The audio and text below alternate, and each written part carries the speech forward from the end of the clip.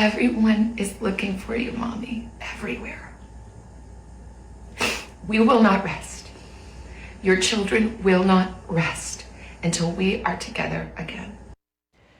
That was a heartbreaking plea. Today, co-anchor Savannah Guthrie and her siblings sharing that message on Instagram, pleading for the safe return of their mother. Nancy Guthrie has been missing since Sunday. Authorities say that they believe that the 84-year-old was taken from her home against her will. And we continue to follow this breaking news this afternoon. We're joined now by our security expert, Phil Carter. We appreciate you so much, principal and founder of Sierra Consulting.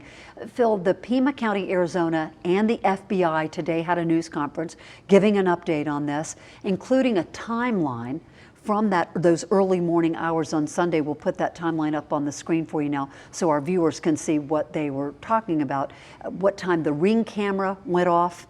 I think we have a full screen that we can show you from that, but the Ring camera went off, there you go, 1:47 in the morning. That's her doorbell camera. I don't know what kind it was. The doorbell camera on Nancy Guthrie's home. And then at 2:12, some software detected a person on camera, but they're saying they haven't been able to tell who that person is. And then at 2:28, the Pacemaker app showed that it disconnected from Nancy Guthrie's phone. Looking at that timeline, what does your investigator brain tell you? Right. Well, you know, first of all, they're right to bring the FBI in. The FBI has a lot of reach, they have a lot of manpower, and they have a lot of assets.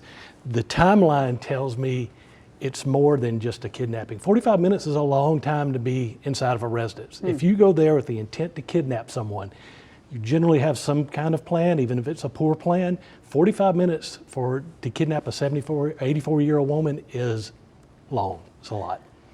They said that they collected a lot of evidence at the scene, inside the house, outside. Right. They said the only thing so far that has come back was a drop of blood that was found at the front door. They have confirmed that that drop of blood is indeed Nancy Guthrie's blood.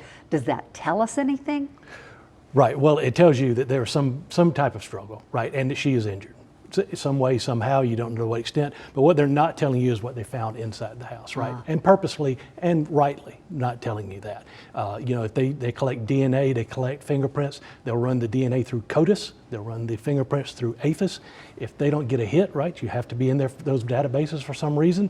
If they don't get a hit, they'll run it through the genealogical databases, and they'll try to get a suspect that way. So when the FBI agent said today that they had teams in from Quantico, is that what he's talking about? Do they do those forensics? Right, so the FBI will travel and they will bring their entire crime scene unit to you, and they do an outstanding job. They're the best in the world. And they're on this.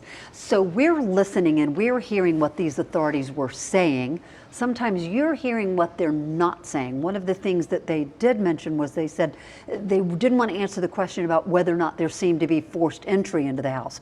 Is that something that they're just not saying, or are they not saying something? They're not saying, like they know either there was or there wasn't, right? Yeah, so, that seems to be a yes or no. Right, and if they're not telling you, that probably means there is, and they're withholding that for certain purposes, and that's smart and that's right as well.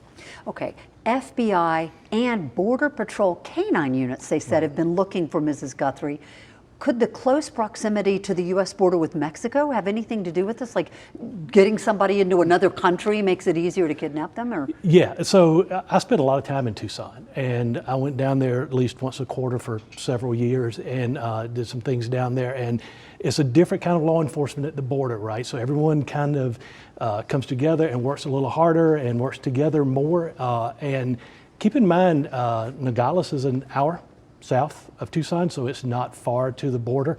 Hopefully they hadn't alluded to that. Hopefully they did not take her across the border. Hopefully she's somewhere close. Yeah, it was very sad last night. There was a plea. We saw a second of that. The Savannah Guthrie and her siblings. Let's listen to just a brief excerpt.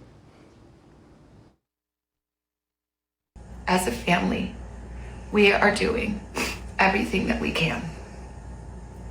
We are ready to talk.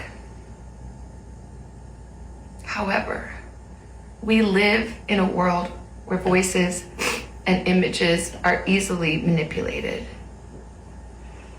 We need to know, without a doubt, that she is alive and that you have her. We want to hear from finally, you. Phil, what is the hope in releasing a video like this? Right. So there's some debate over whether the ransom note is real or whether someone is just trying to take advantage of this situation. The FBI and the local sheriff's office are going to play this out and go through it. Now, keep in mind, with Susan Smith, they knew almost immediately she did it. Wow. But they went ahead with the investigation, with the sketch artist, with the bolos, with all of that, knowing. So they're going through with this, but that doesn't necessarily mean that that's where they're focusing. Wow. Phil Carter, thank you so much. And Savannah Guthrie and her family have asked for prayers. We know that folks in our area will certainly Absolutely. be doing that. Thank you Absolutely. so much, Phil.